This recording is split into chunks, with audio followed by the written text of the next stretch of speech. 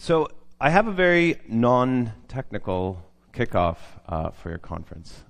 Thank you so much to the organizers for inviting me here to give this talk. I've given it to a few different sorts of audiences, lawyers, people who study the history of technology. So it's got a bit of a mix of everything. Honestly, if you find like some parts are dragging a little bit, just kind of say, move along. That's cool, because I can work with that. I mean, the abstract of the talk is supposed to basically tell three stories. First is how North American privacy law emerged. Second is how the history of the internet's development and other technologies have sort of overshadowed those privacy protections that we have. And then the third is really about the future. What are we as citizens, as consumers, as designers, what are we supposed to do about it? So where do I start? I guess it would be impossible to start without acknowledging over the last 2 years, privacy's kind of taken it on the chin. Since June of 2013, and the stories about surveillance started to appear in the global media, I mean, in all of the global media, I think the technical community, the legal community, government itself has been struggling with the idea of how you instill trust in consumers and citizens when all the evidence to the contrary, it appears that the security, the privacy, the anonymity protections that we expected around the architecture of the internet appeared to be thwarted or systemically broken. Paranoia could probably be redefined in the dictionary at this point as just right all along. And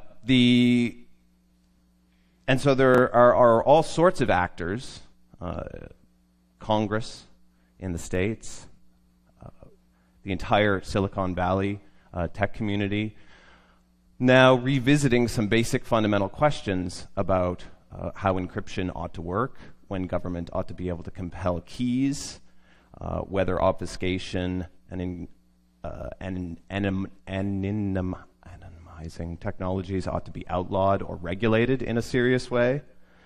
And so for, I think, folks who have studied how privacy protections have developed in the technical community, this is it's very 1994 all over again. It's like the crypto wars starting pretty much right back where they started.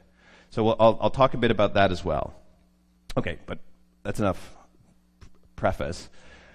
But before I even get to that, we have to talk about why privacy at all.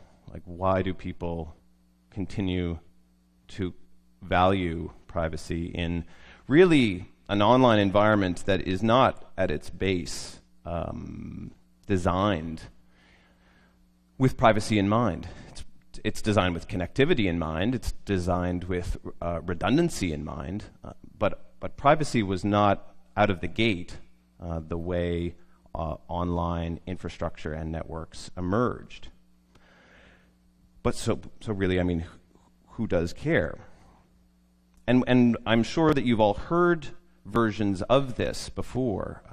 It's quite common in the security and the technical community to run into folks who kind of dismiss privacy concerns. They usually have their own objectives or agenda, but they say, people nowadays, they put everything online, everybody has Facebook on their phone, what really can these folks expect? They go into downloading these applications, using these applications, adopting the technologies, and they really ought to know better. They really ought to know that in the exchange that you make as a consumer, as a citizen, when you sign up for X and insert whatever app you want there, you are making a deal with that company, with that organization. Your privacy is one of the things that you are putting away.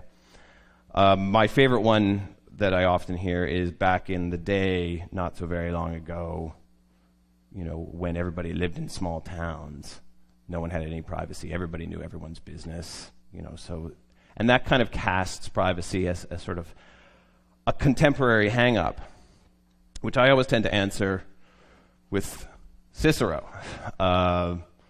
You get 2,000 years of jurisprudence and law based around the idea of privacy protection. This is from 44 BC. Cicero is writing a book called The Offices of State for a nephew who's considering work in the Roman imperial public service.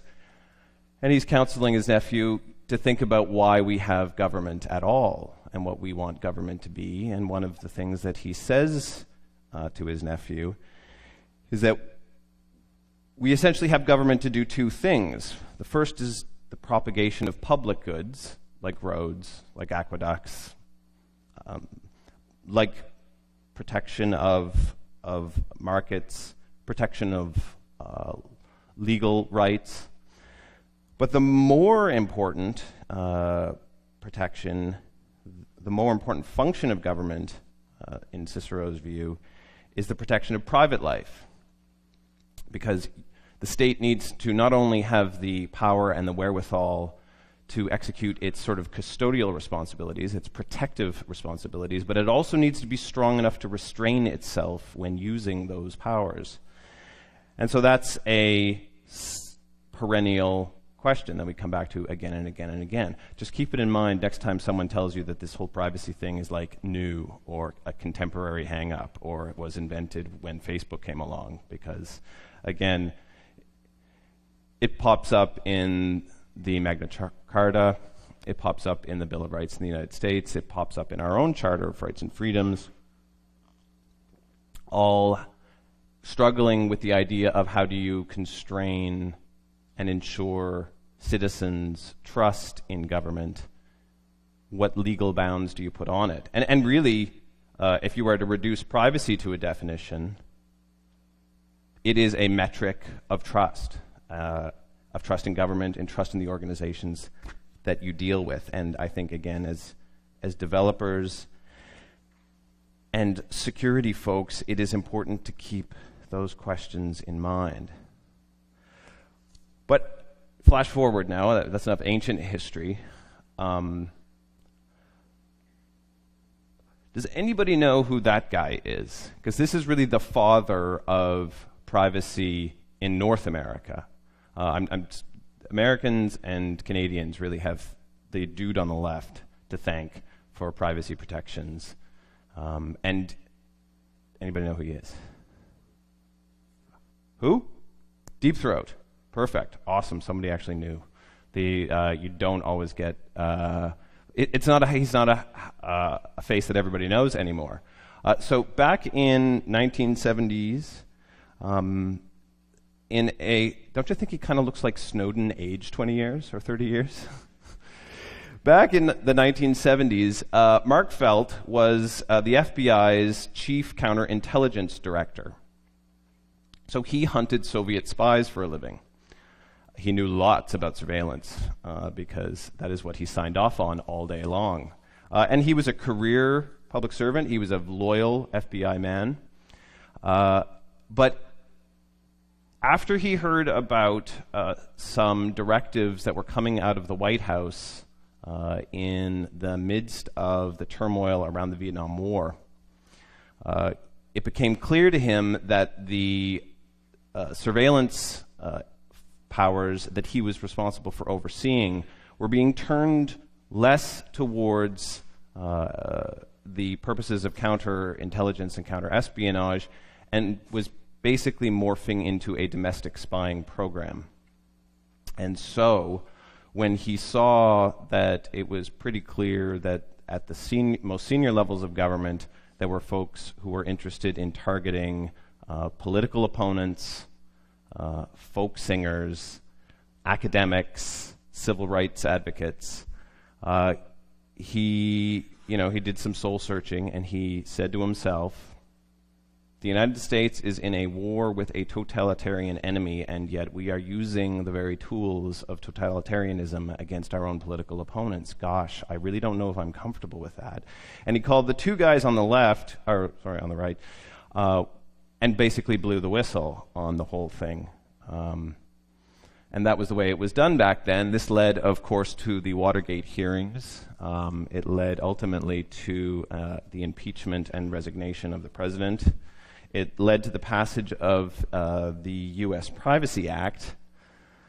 And it led to the Church Commission, which was the first time that the American public got a real glimpse into how both the CIA and the NSA actually worked. Now, if all of this sounds kind of vaguely familiar, don't let anyone tell you that history doesn't repeat, because this is sort of the process that we are going through now. And as I'm fond of reminding folks, between the time that Deep Throat called the Washington Post and these sorts of proceedings and the establishment of the FISA court in the U.S., which was another outcome of this whole imbroglio, it was 6 or 7 years, and we're really just in year 2 of the sort of the fallout of what Snowden has disclosed. So I tend to remind people who are a little impatient about the rate at which things change, that we're in for 4 or 5 years more of this sort of discussion and debate at the political level. I mean, if history is any guide. Now, Canada didn't get out of any of this scot-free either. We had our own sort of version of Watergate right here, started in Montreal.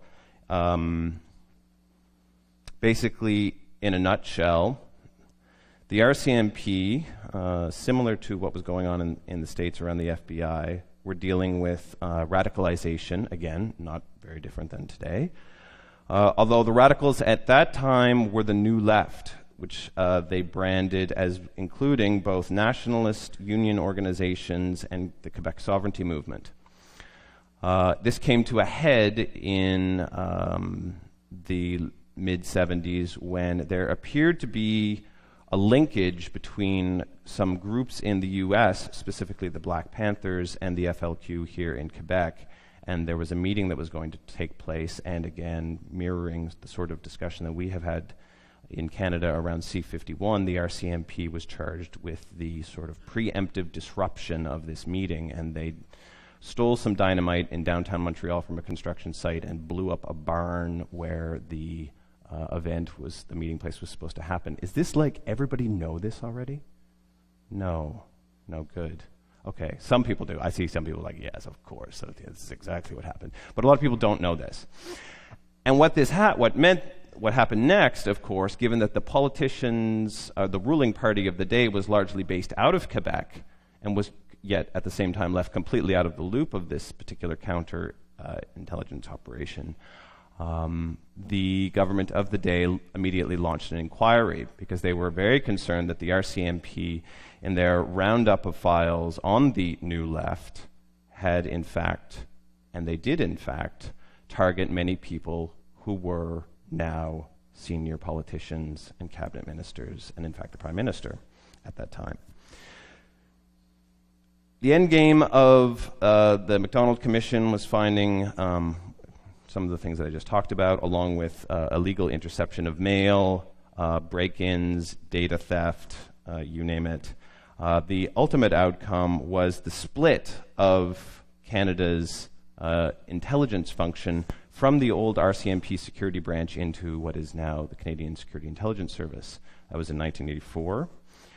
It came along with, or around the same time as the passage of the Privacy Act, which created the organization that I work for. It also created the Access to Information Act, the Information Commissioner's Office. Of course, the Charter was also passed around the same time. And so, going back to the whole issue of Cicero, here in the United States and in Canada, you had, at the most political level, privacy and trust in government became the political issues of the day. And then the title of this talk this morning is supposed to be Privacy and surveillance. And then oversight. Well, the government of the day tried to exert some accountability and some oversight. And the solution, as it will always be, and we'll come back to this, was imperfect, but it was all of these measures go into enforcing accountability and enforcing some oversight. That's why these laws were passed. Okay, so that's the history lesson over. How are we doing for time? That's like 10, 15 minutes. The next part of the talk goes into the fact that whether or not all of those things happened exactly as I just kind of laid out, because it's kind of a strong reading of history. It's good that they did, because putting aside the legal stuff, putting aside the counterintelligence stuff, putting aside the political debate around the control of intelligence services, another thing was, of course, happening, which was, of course, the internet. Of course, the internet looked pretty funky at the time. There on the left-hand slide, you have the internet in 1969. It is a 2-node network between UCLA and Stanford. It is, again, not built with privacy in mind, not really built with security in mind. They did it on a $100,000 grant from the, no, it wasn't $50,000 grant at the time, and they were particularly Linklater was trying to establish, I kid you not, a node network of communication that would survive a Soviet missile attack. That was the basic underlying premise of why the internet was supposed to be distributed. It was supposed to be nodal, and if the Soviets attacked and, say, wiped out Chicago or wiped out Washington, you needed a network distributed enough based on packet switching in order to route around the big craters in the ground.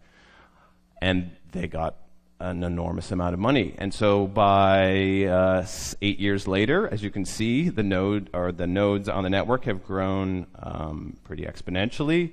And most of the leading computer science, no, it wasn't computer science at the time, but most of the electrical engineering hotspots in North America are at that point connected.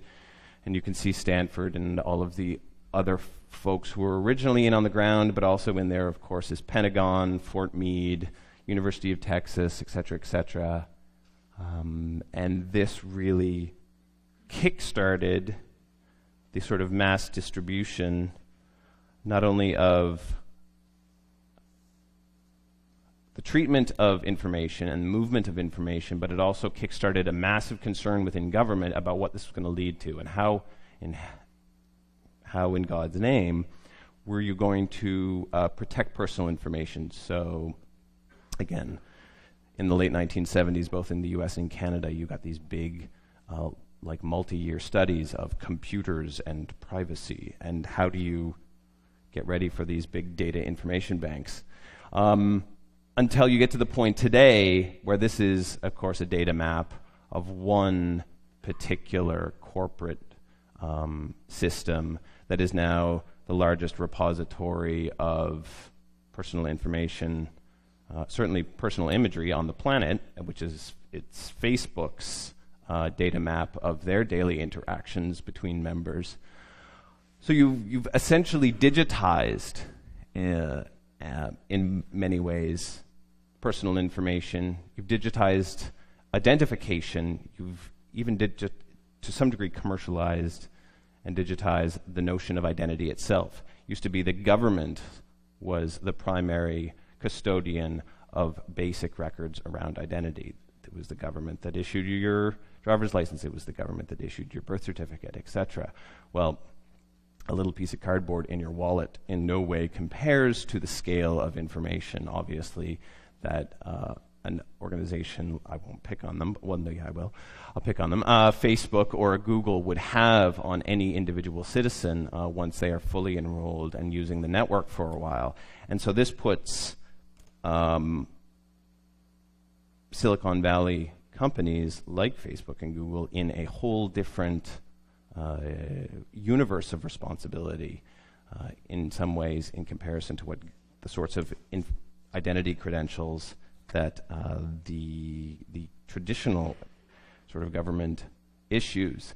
And then, of course, there were a host of other technical problems that emerged with this system. Of course, the issue of cybersecurity, hence bringing you to this very conference today. It continues to be a persistent concern both of government and companies, and for very good reasons. There were also privacy concerns as a whole host of other technologies emerged. You had the development of high-resolution CCTV. So this is like a corner in downtown London. The UK being one of the country's most, or one of the planet's most dense nations to deploy both CCTV and optical imagery. And the optical imagery, of course, gets better and better every year. We have now some pretty awesome infrared and scanning technology that can be mounted on just about any platform, including platforms that are unmanned and able to stay aloft for a very long time. All that I'm saying with these slides is that the rate of technological development did not quite manage, or has far outstripped, I should say, the whole issue of how you protect privacy in the legal realm. And so privacy laws, data protection laws around the world are always trying to react to new technologies, and it's always there's always a pretty persistent lag. So even in the United States, which is the center of development, I'll just use this one technology as an example, which is the center of development for unmanned aerial vehicles, which can obviously be used for a whole host of surveillance capabilities that raise privacy issues.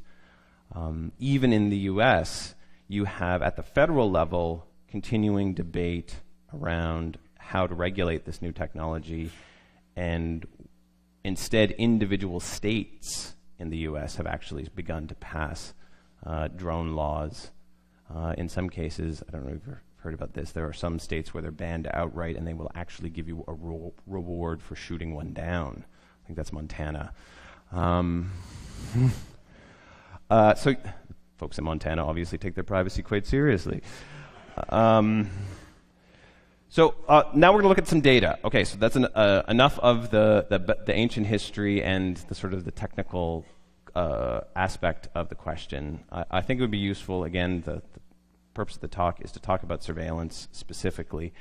And this, I'm going to go back in history one more time, because it's important to know that the data I'm about to show you was put in place following a debate in 1969 around the role of ministerial and high-level government control when security authorities deploy specific surveillance powers. And so this was a conservative MP stood up in the House and asked the government if the security and intelligence community in Canada did not at this point, in 1969, represent a government within a government. So when you have elected officials asking the Prime Minister of a country questions like that, you're at the point where you're taking the whole issue of accountability and oversight quite seriously. And we'll get into how the government reacted. But one of the ways that the members of parliament at that time reacted, they didn't leave it to the government at that point. They said, you know what? If you are doing surveillance, we have decided that we as parliamentarians need to know. And we don't just need to know that you're doing it. We need to know why you're doing it. And we don't just want to know why you're doing it. We want to know how you're doing it. And so Canada actually has, unbeknownst to many folks, about 40 years worth of public data on precisely this question. And so we'll try to walk you through some of the basic highlights now. So the first highlight is that, again, this 40 years of data, that surveillance warrants issued by the Federal Court of Canada are actually at an all-time low, which strikes a lot of privacy people as either nonsensical, given what I've just said about the new technologies that are available, or that somehow the reporting scheme is seriously broken. So in 2013, the last year for which we have the records, there were 123 federal court orders issued for electronic surveillance. It's folks like the RCMP or Canada Border Services who would be applying for these warrants. And again, most people look at this slide and they're like, you know, what the hell happened? Like, where did all of the surveillance exactly go? Because I think people have a gut feeling that there's something wrong with this data. But there's not. When you consider that the parliamentarians back in the 60s also required that if you were under surveillance and the police came finally to arrest you on the basis of what they learned in the surveillance, is that they actually have to notify you. So in 2013, last year that we have for data, is 685 individuals were notified. Now I'll flick back and forth between the two slides here, see if you can come to your own conclusion. If there was 123 warrants issued and there were 685 people notified that year, it means more than one individual is listed on warrants now. This is not something that the original scheme contemplated, but if you want to know why the numbers have been dropping down so much, it is now typical on a single warrant to list 50, 100 individuals who may be associates of your primary investigative target. Or, of course, if it's a criminal gang, if it's organized crime, if it is a radicalized group, you list crime, officer conducting surveillance, and then all of the folks who you would like to put under surveillance. So you also get some sense of, and these slides I'm going to give to the organizers in case you can't read the fine details, but you also get some sense of why or what crimes the authorities that are conducting the surveillance are interested in. The sort of swampy green color is the Narcotics Control Act. So despite the fact that whenever new lawful access or surveillance powers are proposed by government, and the rationale is always counterterrorism or organized crime, the number one with a bullet criminal case that they are looking to investigate is almost always drug crime. So selling drugs, importing drugs, possessing drugs. And that has always, as you can see from the data, has almost always been the case. Criminal code infractions, where the terrorism stuff would fall, is the blue band at the very bottom of the data. And only very recently, as you can see, has the priority of folks seeking surveillance warrants shifted to those sorts of crimes as opposed to basic drug crime. And there are a number of reasons for that. Specifically, our research in the US has shown that the reason that this takes place is that traditionally when you do a drug investigation, you also seize a lot of cash. So the cash that you seize ends up paying for the surveillance that you know, sort of like a self-licking ice cream cone, really. So this is where the different offenses are spelled out. We also, again, thanks to the foresight of the parliamentarians, we know where surveillance is targeted. So back in the day when the reporting regime was first established, private residences were almost always the target. Over time, you got more and more commercial residences. The light green is where vehicles start to become the premise that is under surveillance. And then finally, you got the growth of the other category, which is on top. And other is now the predominant place where surveillance is actually taking place. So what is, of course, raises the question, what goes into other? Initially, other was the bugging, the covert bugging of prison cells. You wanted a confession, you didn't know exactly if you had proof, you rounded a guy up, you threw him in a cell, you put him in there with someone he trusted, or some sort of sympathetic ear, guy's actually an informer, and you tape what the conversation is, and you maybe find out if the guy that you've arrested has coughed up. That's actually didn't stand charter challenge, and so it's now kind of illegal to do that. It's entrapment. But other places that you might put surveillance would be the interview room. And then finally, the other category includes objects. And objects back then, or initially, would have been things like a park bench or a public payphone. But now, of course, objects are computers, and objects are smartphones. And so that is where the majority of targeting for surveillance now goes.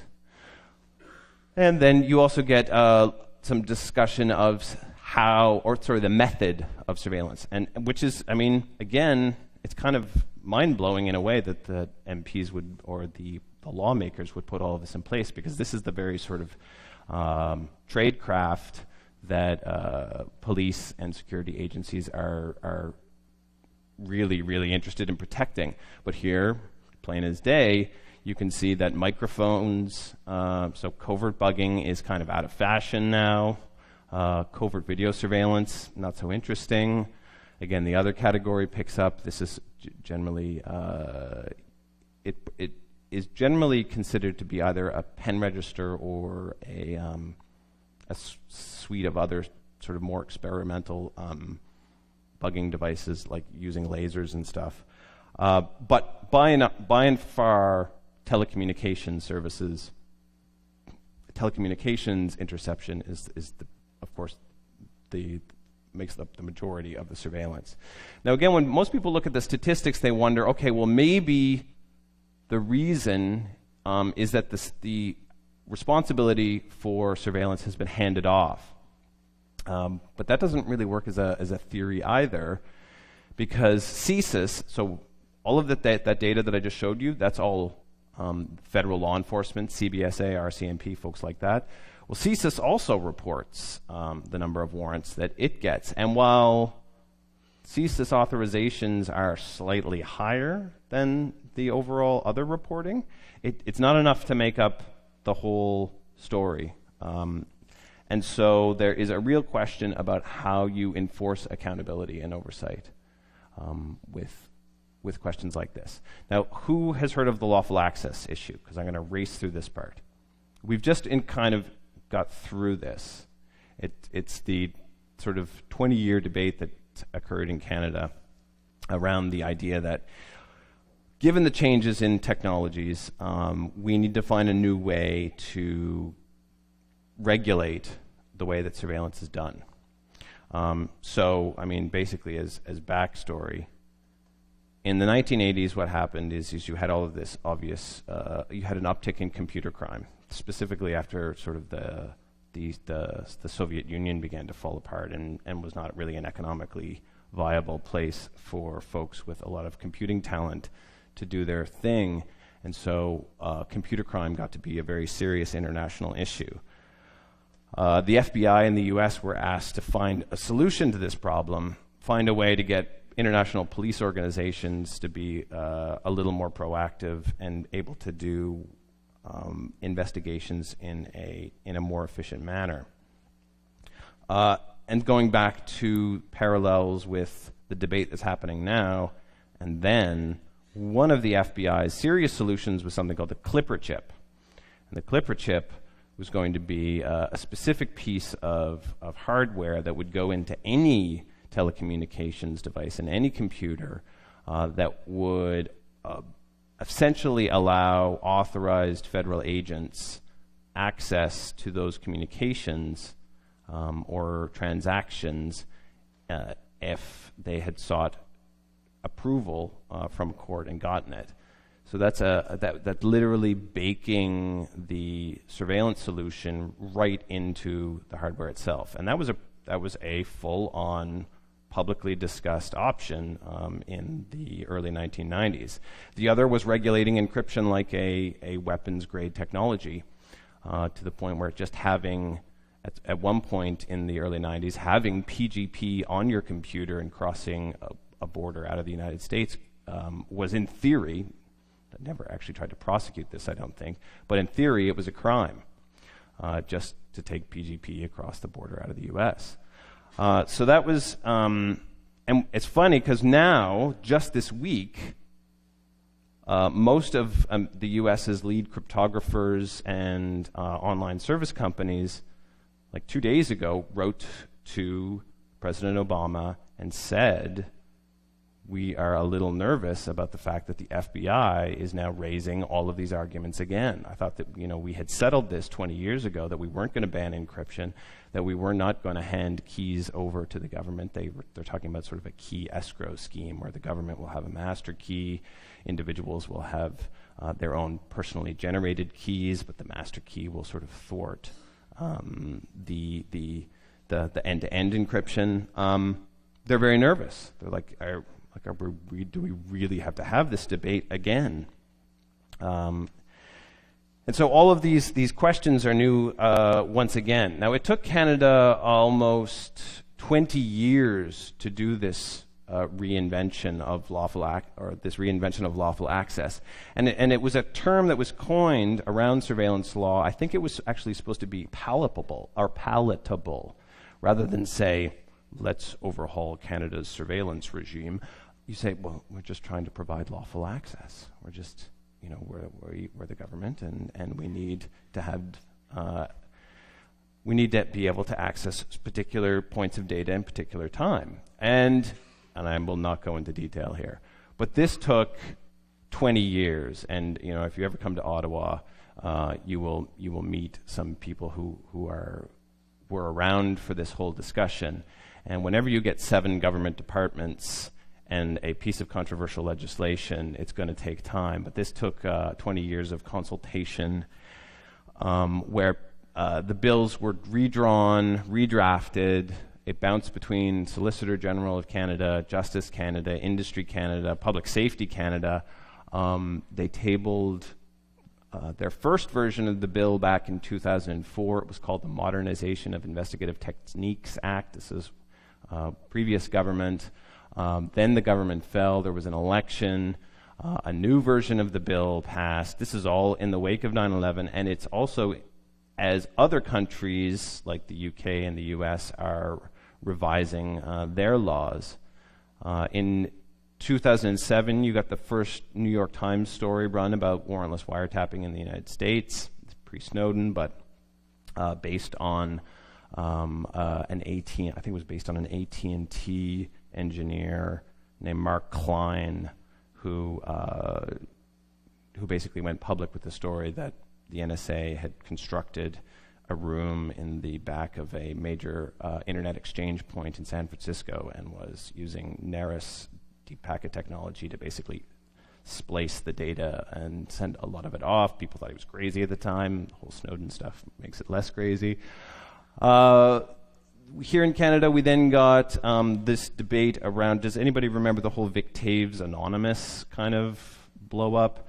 This is where our public safety minister tried to table a piece of lawful access legislation and brought basically most of the privacy community, most of the legal community, and everyone else down on his head by saying in the House that you are either with us or you're with the child pornographers. You either want a surveillance bill or you don't.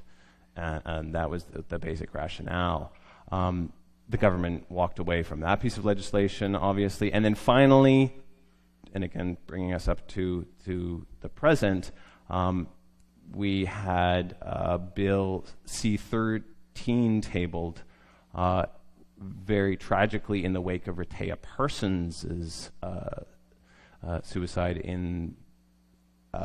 owing to cyberbullying. And so the emphasis moved from child pornography to a bill that would enable swift investigation of cyberbullying incidents, without going into the fact that you can actually use the surveillance, of course, for any crime at all.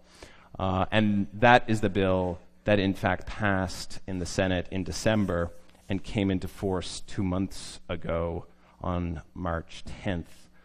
So what are actually in the powers? And this is where I'm going to start to wrap up, because I think I'm probably getting close to time. How they would actually work in a real investigation. And this is probably the part that bears most on the reality that you work with. Now, again, I know you cannot read this, but the slides will be given to you. What the lawful access bill that came into force 2 months ago enables is for any police officer or public officer, and that definition is important because a public officer is defined as any government official who enforces any law, not just criminal law, tax law, any law. The new lawful access legislation will allow those officers to issue what are called general data preservation demands. So they self-authorize these. So in other words, they sit down, they write out a form, I, officer so-and-so, have reason to suspect that this person, this IP address, this MAC address, this number, locator, is a hub of whatever crime they happen to be investigating. I would like you, firm, and then they give that to the company, to hold the data for 21 days. And in that 21 days, so the company that's been served the order now has to sit on that data and put it in a little box or hive it off. And for 21 days, the clock starts to tick. That officer then has to go to a court to get a warrant to seize the data. So the officer doesn't get to see it, but he does get to freeze it. So if you are a company that has, say, a retention policy that automatically eliminates SMS texts, you don't anymore, because the moment you get one of these, you have to freeze the data. You don't have a choice. Fines for non-compliance run to $500,000 and 2 years jail time. Also, the officers can get what is called a general data preservation order. So the first one was a demand, the second one is an order. There, the time frame is increased to 3 months. So you will now be required to preserve data that maybe you would have gotten rid of normally, your web logs, whatever.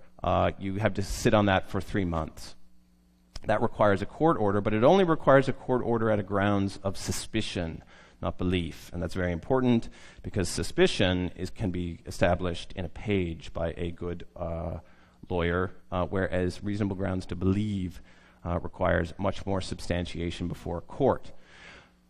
The other things, or other powers that went into force 2 months ago, include a communication trace production order, which will allow, and this would be in place for 60 days. So it allows the authority in question to collect 60 days worth of MAC address data or IP data or SMS data or email headers in order to do basic communications mapping. Network analysis, traffic analysis, what have you. And that is also at grounds to suspect.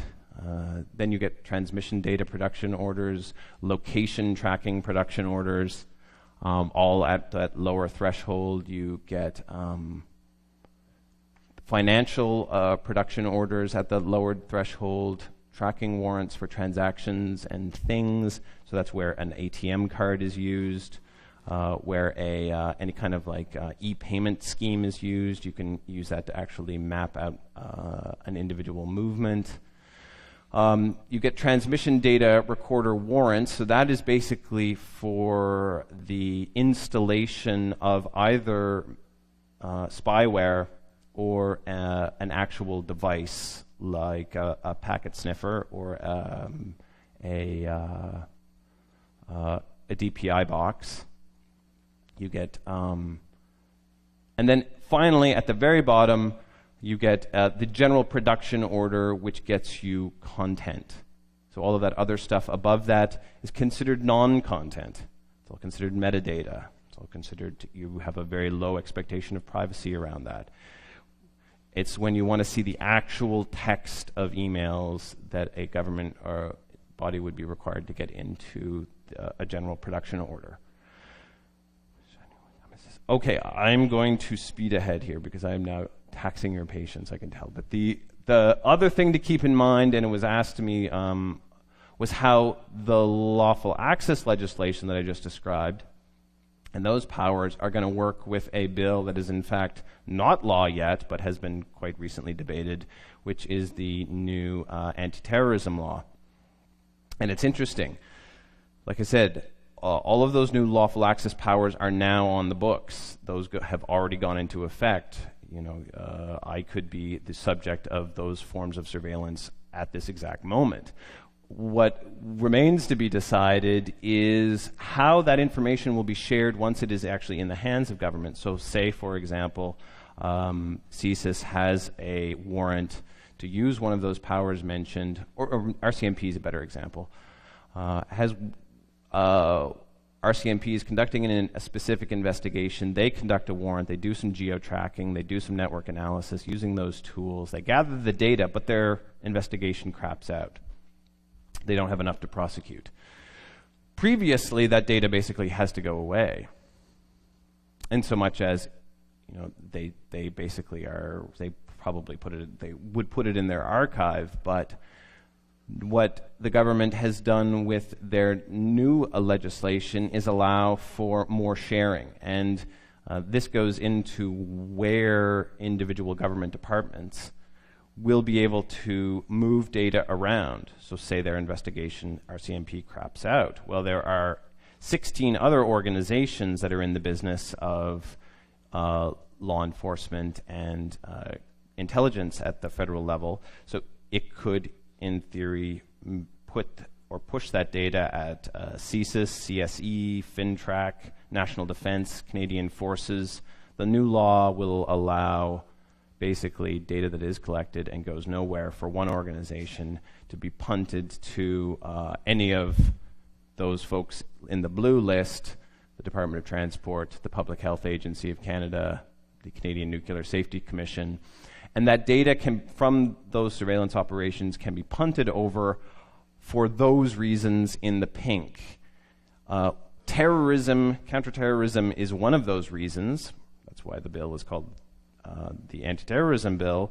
But among the other reasons that are listed that haven't really been debated very much are detecting or countering interference with systems, detecting or countering interference with operations, border security, or police technologies, disrupting actions that may attempt to replace the government of Canada, countering sabotage, subversion, sedition, or foreign manipulation, halting proliferation of nuclear, chemical, radiological weapons, monitoring or halting manipulation of any computer system attached to a health service, food, financial product, water, information communications technology, energy, or government program. It's a fairly long list, and obviously they couldn't get all that in the title of the bill. So what you're going to see, along with the lawful access powers, is a lot more sharing of the fruits of these investigations within government. And I think that that's going to be a story around where our oversight mechanisms in Canada, again, have to change. Because right now, our system for accountability around public security and intelligence looks a bit like this. Very, very complicated, very, very siloed, a lot of players involved. So you nominally have Parliament at the top, you have cabinet below, and then you have individual ministers responsible for individual operations. But going back to the 70s and the whole blow-up around the RCMP's activities, it became very clear that, at that time anyway, that the minister wasn't fully aware of the sort of the depth of the investigations. And I think that we've had 3 federal public inquiries into intelligence mishaps in Canada in the past few years. We've had the Arar, we had the Air India bombing commission of inquiry, and all of these have pointed to problems in enforcing accountability. There's also the issue of what you want your elected officials to do, because of course you can't, or it's not in the Canadian tradition to security clear elected officials for classified information, and yet how are parliamentarians nominally going to exercise any real oversight, as they are paid to do, of operations like that if they don't have the clearances? So there's a real question about what we as citizens are sending folks to Ottawa to do in the realm of ensuring national security. There's also the question of openness. This is the secret room that I mentioned that the AT&T techie was not secret, obviously, because it's right there in front of you. There's the issue of openness, and this cuts both ways. Companies are expected under international data protection law to be pretty open and transparent about what they're doing with company data. But if there is only one individual in any given company who knows about the surveillance measures in place, and very often that is the case, because the person who gets the warrant also gets the gag order, which means that he goes to jail if he tells anyone about it. So very often a company served with a surveillance warrant can, with very good faith, go public and say, we have no idea what the heck this surveillance stuff is about. We've never gotten one of those, because the guy who is saying that is the communications guy who didn't get the warrant. And he can say that knowing that it's okay, I didn't get a warrant. It doesn't mean that the company isn't subject to some sort of legal order. And so this is playing out in the US right now as the whole Patriot Act reauthorization question is coming to a fore. On June 1st, the provisions in the Patriot Act that allowed the NSA to do the bulk collection are going to sunset. And so there is a real question about what companies are going to be expected to do. One of the things that we in Canada wanted companies to do was be more transparent about when they hand data over. And while Google was first out of the gate on this issue, more and more companies in Canada have gotten involved. TechSavvy, Rogers, TELUS, MTS, Allstream have all started to issue transparency reports. So you can Google these. These are online. So for example, here's Rogers. I'll just pick on them. Rogers in 2013 received 90,000 customer name and address checks from government. They received 74,000 court orders. They received 2,000 government requirement letters. They received 9,000 emergency requests from police. They received 40 international mutual legal assistance treaty requests. So a grand total of about 174,000 government requests. Some of them surveillance, some of them more just identification, but that gives you an indication of the sort of the scale of activity. TELUS is in roughly the same ballpark. Bell Canada hasn't issued one of these reports yet. And Bell Canada obviously being the biggie in the space of owning the actual infrastructure in a lot of parts of Canada. It's going to be interesting once or if they actually do. But these are now sort of de rigueur, and they come out every year. And then I guess the final thing that is important to consider in all of this is the role of the courts, because the courts seem to be going one way. The government seems to be going on this idea that tools like Tor, that things like PGP should effectively signal you as someone of suspicion. I mean, if you look at some of the NSA documents, just using encryption will get you targeted. Just having some of these tools will sort of signal you out among the mass of 100,000 other people who don't use these tools. So that's from the security side. Well, the courts are going the other way. The courts, there was a recent Supreme Court of Canada decision around the issue of when governments do and do not need a warrant in order to get telecom data. The court underlined the fact that a warrant really is required, and that when folks use the internet, if they choose to do so and use obfuscation tools, they have a right to do that, and they have a right to interact. Just like you have a right to vote anonymously, you have a right to be online and browse and research anonymously. And that's the Supreme Court of Canada. So the government has had itself to do a fair bit of rethinking around that issue. There's also the question of efficacy. This is the Canadians' federal intelligence budget. who gets to ask the questions about how money is spent, where it's spent, is it well spent? CSE has been in the news quite a bit over the past couple of years in connection with the NSA stuff, but their budget is not dwarfed, but it is seriously overshadowed by the intelligence budget of National Defense and CSIS. National Defense is the blue, CSIS is the red. Much fewer news stories about those organizations in terms of how program spending. And of course there's the question of how are we going to build, and this is really your question, how are we going to build privacy protections into new technologies that are used to do sort of data mapping like this and network analysis. It's increasingly coming down to those technical protections, which is maybe the subject of the next 2, 3, 4 days for you. Thank you very much. You've been incredibly patient. I hope you learned something. Thanks a lot.